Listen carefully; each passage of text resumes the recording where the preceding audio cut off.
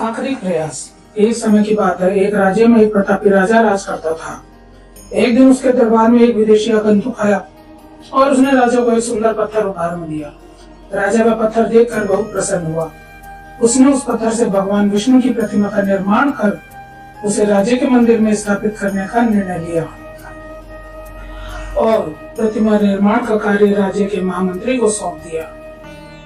महामंत्री गांव के सर्वश्रेष्ठ मूर्तिकार के पास गया और उसे वो पत्थर देते हुए बोला, महाराज मंदिर में भगवान विष्णु की प्रतिमा स्थापित करना चाहते हैं। 7 दिवस के भीतर इस पत्थर से भगवान विष्णु की प्रतिमा तैयार कर राजमहल में पहुंचा देना। इसके लिए तुम्हें 50 स्वर्ण मुद्राएं दी जाएंगी।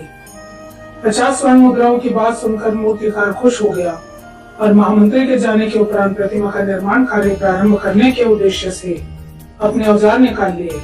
अपने औजारों में से उसने एक हथौड़ा लिया और पत्थर तोड़ने के लिए उस पर हथौड़े से वार करने लगा, किंतु पत्थर जस का तस रहा।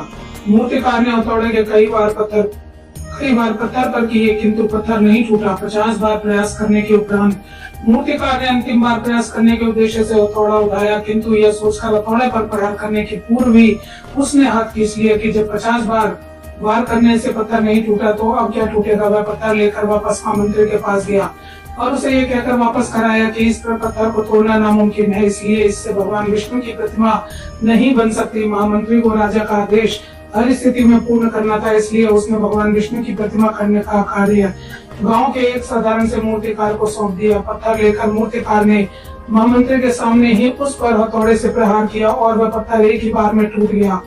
पत्थर टूटने के बाद मूर्तिकार प्रतिमा बनाने में जुट गया। इधर महामंत्री सोचने लगा कि काश पहले मूर्तिकार ने एक अंतिम प्रयास और किया होता तो सफल हो गया होता और 50 स्वर्ण मुद्राओं का हकदार बनता। तो साथियों, इस कहानी से हमें सीख मिलती है कि मित्रों, हम भी अपने जीवन में ऐसी परिस्थितियों से दो चार होते रहते हैं। कई बार किसी कार्य को करने से पूर्व या किसी समस्या के सामने आने पर उसका निराकरण करने के पूर्व भी हमारा आत्मविश्वास डगमगा जाता है और हम प्रयास करे बिना ही हार मान लेते हैं। कई बार हम 1-2 प्रयास में असफलता मिलने पर आगे प्रयास करना छोड़ देते हैं, जबकि हो सकता है कि कुछ प्रयास और करने पर कार्य पूर्ण हो जाता या समस्या का समाधान हो जाता। यदि जीवन में सफलता प्राप्त करनी है तो बार बार असफल होने पर भी तब तक प्रयास नहीं छोड़ना चाहिए जब तक सफलता नहीं मिल जाती। क्या पता जिस प्रयास को करने से पूर्व ही हम हाथ खींच ले वही हमारा अंतिम प्रयास हो और उसमें हमें कामयाबी प्राप्त हो जाए।